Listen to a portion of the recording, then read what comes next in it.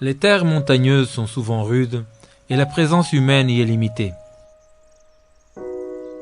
Mais dans le cas de la commune de Vieira do Minho, érigée entre la Serra de Cabreira et la Serra de Gerês, le décor est totalement différent. Ses terrasses et ses prairies vertes, donnant sur des lagons d'un bleu profond, transmettent une sensation d'énorme fertilité.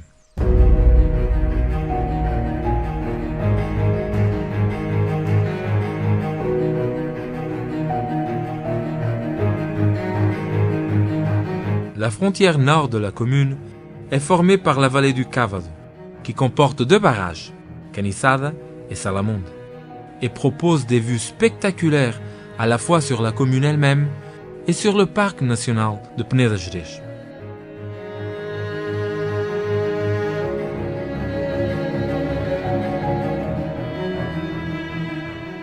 Le lagon de Caniçada abrite un monde magique rempli de légendes et de mémoires, où les visiteurs ont plusieurs loisirs et activités à leur disposition.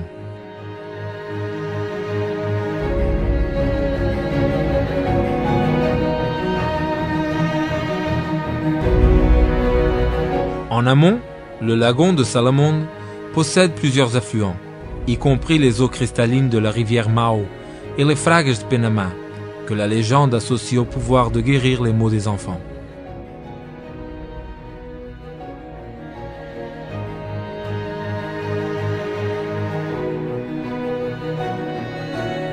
Un autre affluent du lagon est la rivière Rabagão, située dans l'arrondissement de Ruivães, traversée par un pont médiéval, le pont de Miserela, également connu sous le nom de pont du diable, construit soi-disant suite à un pacte entre le diable et un fugitif.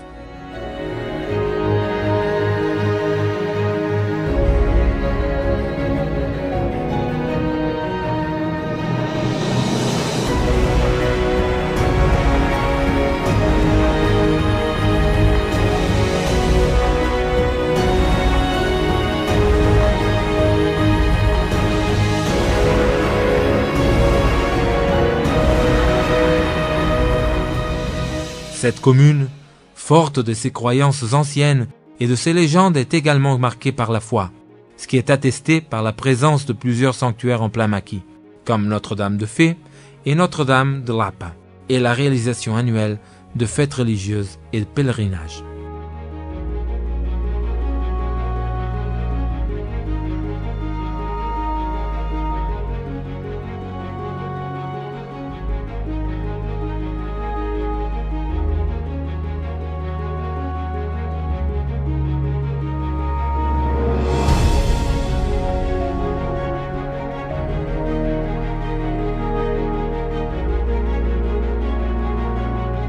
Une fois que le tourisme rural est un des plus forts atouts de la commune, nous pouvons y trouver des villages de montagne pittoresques comme Espindo, Zebral, Campos, Lamalonga et Agra, qui préservent les anciennes traditions et présentent les marques communautaires telles que les fours communautaires.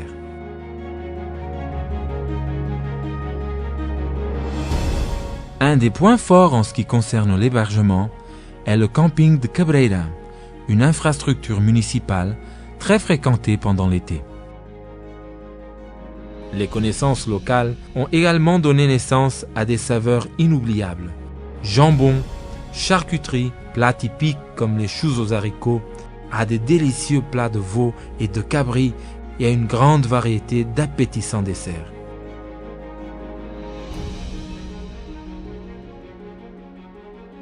Autour des villages de montagne, nous retrouvons la cascade de Caldeirão, à côté du village de Zebral.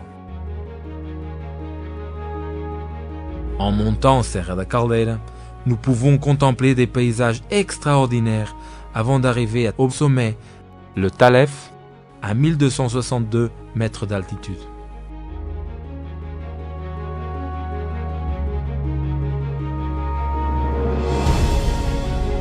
Le maquis comporte une faune et une flore très riches, et c'est à cet endroit qu'une des principales rivières du Portugal prend sa source, la rivière Ave, près du village de Agra. D'après la légende, le nom de la Serra de Cabreira est associée à une jeune bergère, Cabreira, qui gardait ses chèvres dans cette région. Selon la légende, la rivière Ave a été ainsi baptisée car elle était formée par les larmes d'une jeune bergère. Ces larmes sont tombées quand elle a rêvé de se transformer en oiseau, Ave, pour pouvoir voler et rejoindre son bien-aimé au bord de la mer à Vila do Conde.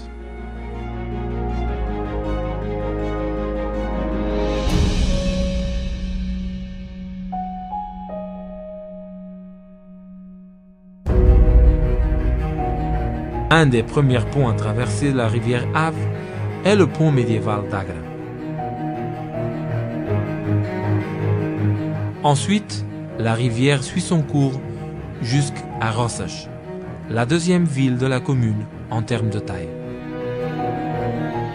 Roças abrite le musée de la moto ancienne qui présente plusieurs modèles exceptionnels. L'aménagement hydraulique de Roças est un excellent exemplaire des structures pré-industrielles anciennes et traditionnelles qui faisaient appel à la force de l'eau en tant qu'énergie motrice.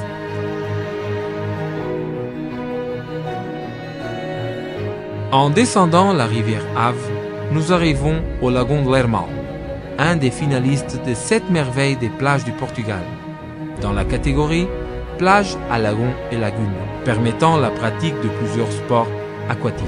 Il dispose d'un équipement sportif unique dans le pays, le téléski.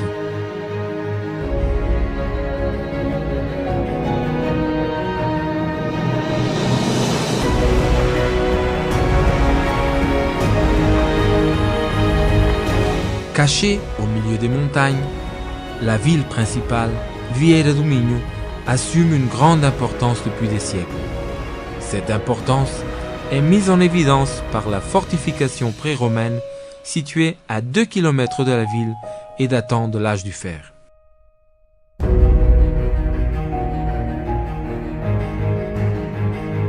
La ville rassemble plusieurs infrastructures municipales, y compris l'hôtel de ville, l'office du tourisme et le parc forestier. Le parc forestier, situé en plein cœur de la ville, est un espace magnifique et très agréable. C'est l'endroit idéal pour marcher, se détendre et pique-niquer. Le centre culturel, la maison-musée Adelino Ângelo, installée dans une ancienne demeure, la maison de Lamas, accueille plusieurs événements culturels et artistiques, y compris des expositions permanentes et temporaires, des concerts et des cours. La ville accueille plusieurs événements importants, comme la Feira da Ladra et la foire de la charcuterie. Des occasions par excellence de montrer l'énergie et la joie de ce peuple festif.